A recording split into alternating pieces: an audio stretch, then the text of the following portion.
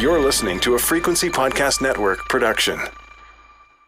Unlike with your children, you are allowed to have a favorite pet. It's totally socially acceptable to have a dog or a cat that you love more than the other pets you've owned. And so it's only natural to be devastated when that pet dies.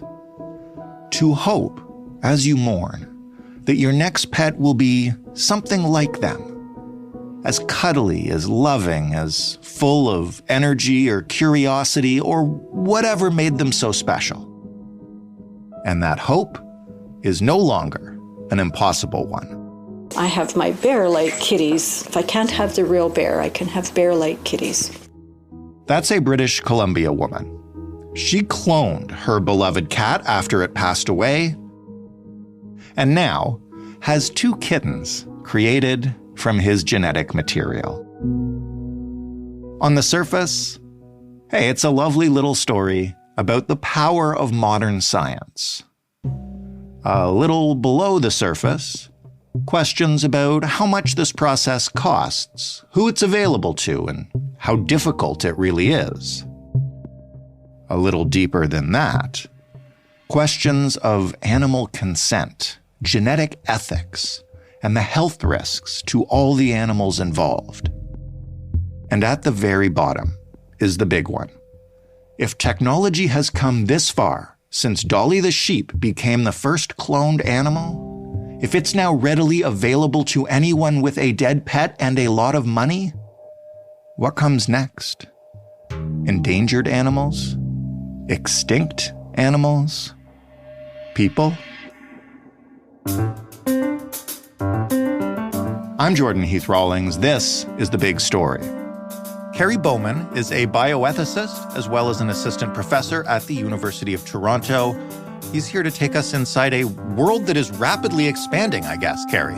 It really is rapidly expanding. I mean, there's more and more cloning of animals going on several fronts. We'll start with a front that I certainly didn't, and I imagine many of our listeners didn't know was happening so quickly. Just to give us a sense, who is Chris Stewart? And I guess more importantly for us, who are her cats? Yeah, so, I of course don't know this woman personally, but I understand her story to be that she had a cat that she was profoundly attached to, and I think many people can relate to that. And that cat was killed, I believe, by an automobile, a vehicle, and she chose to have that cat cloned. Now, that took a while. I believe it took a couple of years, and it was tremendously costly. Yet she feels, and I see this quoted, that she's profoundly grateful to have done it. And the cloning resulted in, and this is not uncommon, she ended up with 2 cloned cats. So those would be 2 cats that share the identical DNA to the cat that she lost. So, with cloning, there's many, many problems and many, many risks. But one of the many things people would need to be prepared for is when it is successful, there could be more than one. There could be 2, 3, possibly even 4. Not always what most people had in mind for the dog they love, not really wanting it times 3, but this is what may occur. So this is happening right now. This is technology that is available, I guess, to people with the means to do it. I think, like I said, most people would be surprised to hear that. How common or rare is this? It's becoming far more common. So, the first cloning is really quite some time ago. That was Dolly the sheep, and that was in the year 1996. Dolly didn't last all that long. She died, relatively young. And that's another great concern is many cloned animals have congenital birth defects, essentially. By standards, they don't live a full life expectancy. Now, look, I got to be clear, that is improving. And the more cloning that's done, likely that will improve. But the cloning of pets is really something 21st century. And it's becoming increasingly common. We just talked about this situation that occurred here in Canada. Barbara Streisand's been very, very open about it. One of her dogs she had cloned. I also think, if I remember, Barbara Streisand has 2 offspring from that clone. She finds the personalities, plural, to be different, and she's still very satisfied, but from the dog that she had. So remember that, a clone, it has the same genetic sequence as the original, But, those genes could be expressed somewhat differently. So even the coat on a cat or a dog could come up somewhat different, not identical to the others, because genes are expressed differently.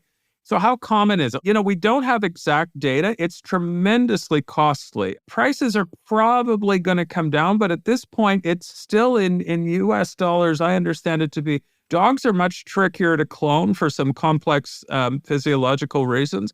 About $50,000 for a dog and about $35,000 for a cat. Okay. And I'm not sure how they run the meter, I don't know what they do about all the failed attempts, and I don't know if that's contingent on a live outcome, but as you can see, there's going to be a lot of people that could never afford this.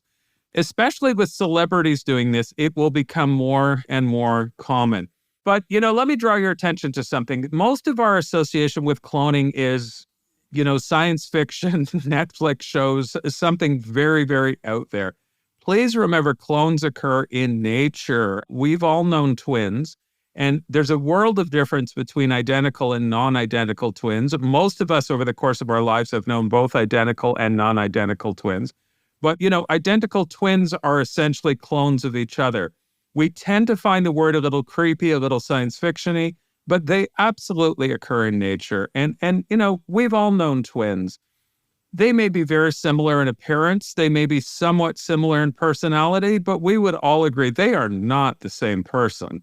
They don't think the same. They're not robots. We need to keep that in mind because we kind of have a misperception about clones, that they're some kind of automatons and they're sort of soulless or empty or something. And that's really not true for animals or for people.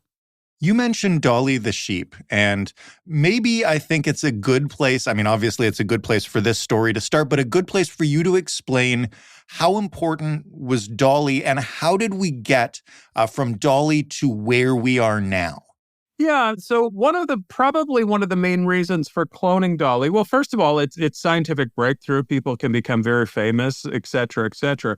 But within the livestock industry, not talking about pets, but talking about livestock, if in fact you come across sheep, cattle, because we commodify animals, which is another huge problem. If we come across, for example, cows that, the quality of the milk and the quality of the meat, maybe both, I don't know, is extremely high, the argument would be, well, rather than trying all this interbreeding and crossbreeding, why don't we just clone? So the cloning within livestock is something that will become and is increasingly becoming more and more common. We like what we see, so therefore let's just keep cloning it.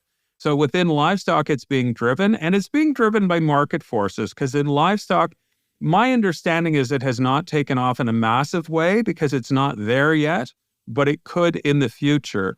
And with pets, as expensive as it is, anyone could see there's a lot of money to be made, because people's attachment to animals is huge, and people with the means would probably consider this.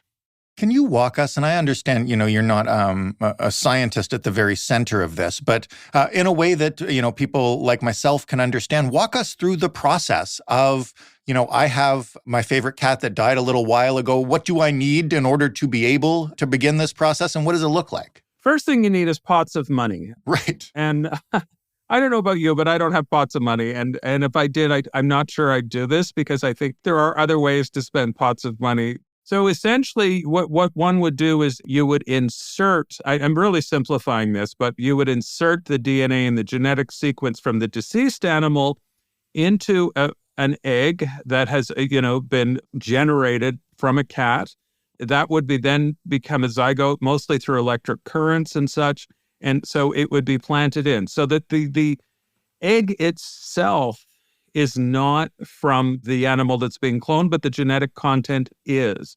That would then be inserted back into a cat, which might be the cat that generated the egg that has been enucleated, meaning the genetic content had been taken out, or another one, and likely more than one, because, you're raising the odds. And if things went very, very well, please remember, this is less than 5% would result in a live birth. And even after that, there'd still be a lot of loss within the early weeks and months, very high miscarriage and stillborn rates.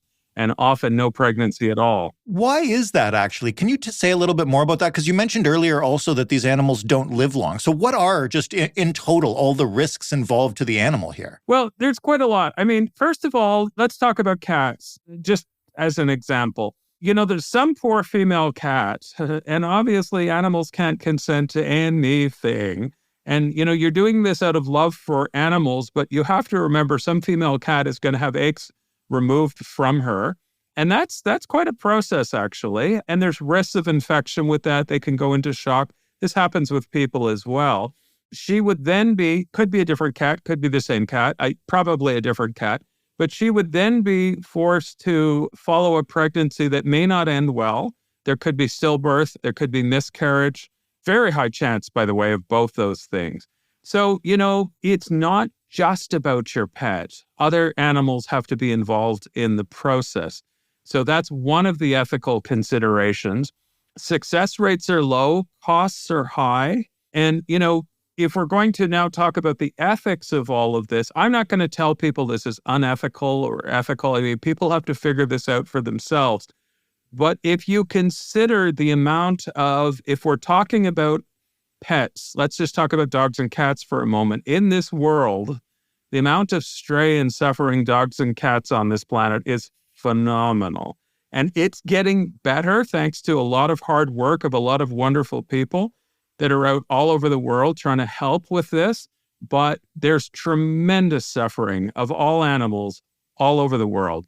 So one could easily argue, is this a reasonable use of large amounts of money when we have so much animal suffering in the world and we could be doing other things to prevent that animal suffering? But look, I leave those questions up to the people involved. I see many ethical horrors in the work that I do. I don't think this is the greatest ethical challenge that we've ever faced. And when I say we, we're talking about this as people. We're not the ones being cloned. That's illegal, by the way, if you ask me that. So, animal cloning isn't. But, it's the commodification of the animal as well. So you've got the potential harm. You've got potential disability and death that comes to the clone. And you've got tremendous costs. And the argument is perhaps that money could be better spent elsewhere. But, you can't really tell other people how to be spending their money. It's just not reasonable.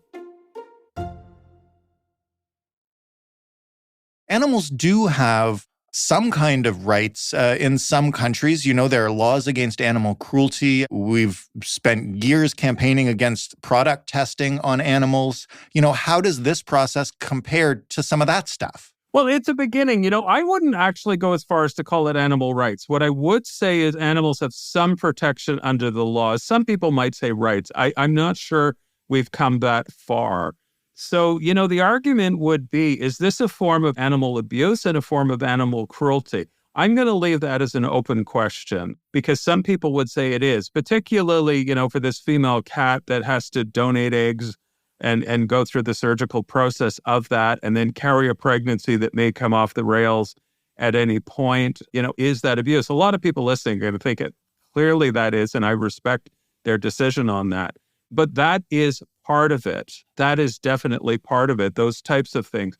But when you really begin to look at all the factors involved, the tremendous costs, the really poor success rates, the potential for negative medical outcomes for both the gestational carrier, that's the female cat carrying, the cat that's having eggs retrieved, as well as the offspring itself, it really begins to pile up in a very, very negative way. Can it work? It has worked. I mean, Barbara Streisand, I watched the interview. I don't think she's a monstrous. I don't know Barbara Streisand. Who does? But, I don't think she meant any harm by this. And she now is very happy with her dogs. But she seems a little surprised how different they are than the cloned one. So there's all of these factors to think about. We've been talking about cloning pets because, I was surprised at how accessible, even if it's just for rich people right now, the technology is, and it's how most people will encounter it. You mentioned that one of the ethical concerns is, could we be using this money for something else? So I'll put that to you in a different way. If we're going to be cloning animals, shouldn't we be cloning endangered animals, extinct animals? One of us had to say the words Jurassic Park before we ended this interview. Yes, we did. And Jurassic Park always comes up. Of course. And so you're raising a very important point.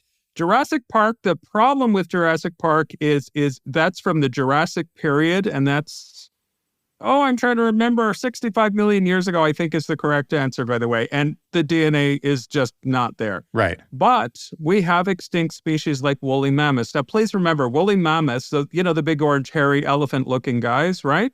Those are not dinosaurs, by the way, and I think most people listening will know that. And there's different species of woolly mammoths, but they've been gone for, some argue as recently as 8,000 years ago, but much more than that, let's say 20,000 years ago for most, or far more, even 100,000 years ago. But what is happening is woolly mammoth carcasses and babies, now that we have the wonders of climate change and global warming, are showing up, meaning they're coming out of ice packs and things like that. Not so much in Canada, but certainly in the Russian Federation in Siberia. And look, the DNA is not perfect, but it's pretty good.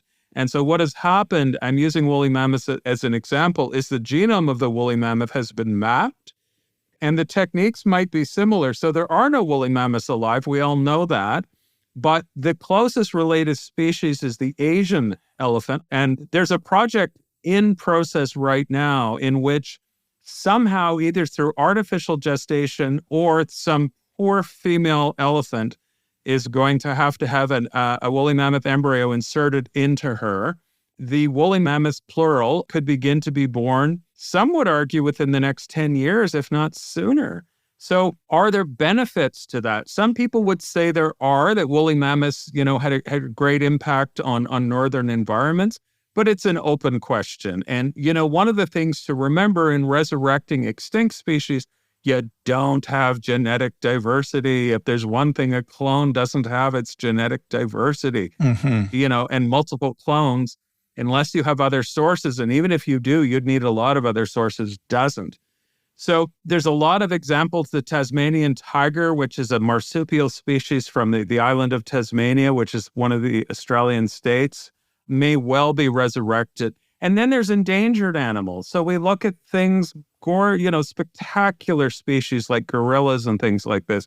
Why worry about them going extinct? Because we can clone them back. We're cloning them with huge risk, I would argue.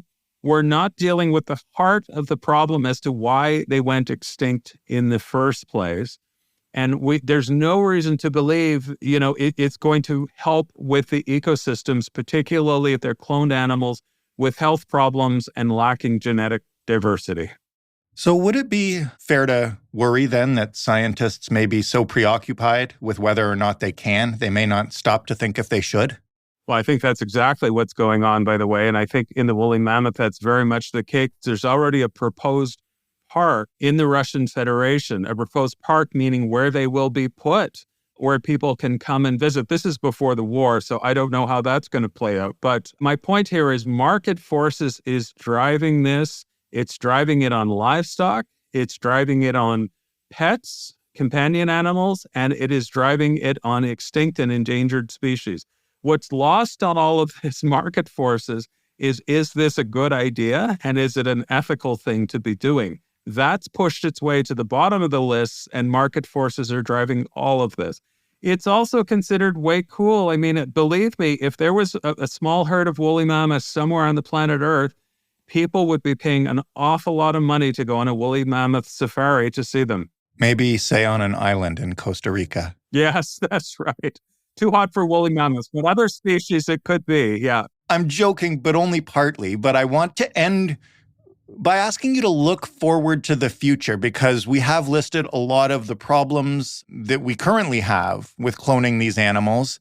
This technology is going to get better. It's not going to get worse. Will those issues with genetic diversity and defects and the success rate improve with time to the point where this becomes more commonplace? Genetic diversity, no. Absolutely no, because by the very nature of cloning, it won't, unless you've got multiple. So if we're talking endangered animals, you'd have to find multiple individuals to clone. But in terms of the birth defects, I can't fully say, but it seems to me, and the trend is that it's going to continue to improve. But, I don't want to sound too cynical here, but I think I'm going to. Market forces is going to drive this, whether we see ethical problems with it or not. And I think it's very important that we have this conversation. And, this will be another topic for another day, but human cloning is not far behind any of this at all. It's illegal in many Western nations. That doesn't mean it's illegal anywhere in the world. So this could crop up at any point. And when it does, you'll probably be getting a call from us. Carrie, thank you so much for walking us through this. You're very welcome. Carrie Bowman of the University of Toronto. For more from us, you can head to thebigstorypodcast.ca. You can always give us some feedback, whether you would clone your pet, whether you would clone an extinct species, whether you would clone a person. I'm just interested. You can send it to hello@thebigstorypodcast.ca, or you can call us up and chat about it, 416-935-5935. The Big Story is available in every single podcast player, and it's on smart speakers. All you got to do is ask it to play The Big Story podcast. Joseph Fish is the lead producer of The Big Story. Robin Simon is also a producer on this show. Stephanie Phillips is our showrunner. Sound design this week was handled by Christian Prohome, Mark Angley, Robin Edgar, and Ryan Clark. Mary Jubrin is our digital editor. Diana Kay is our manager of business development. I am your host, as well as your executive producer, Jordan Heath Rawlings. Together, all of us are the Frequency Podcast Network, which is a division of Rogers. We'll have an episode of In This Economy in your feed tomorrow. It's a look at RRSPs. You might think you need to contribute to them. Some people think they need to withdraw from them. We'll be back with a fresh episode of The Big Story on Monday. Thank you, as always, for listening. Have a great weekend, and we'll talk then.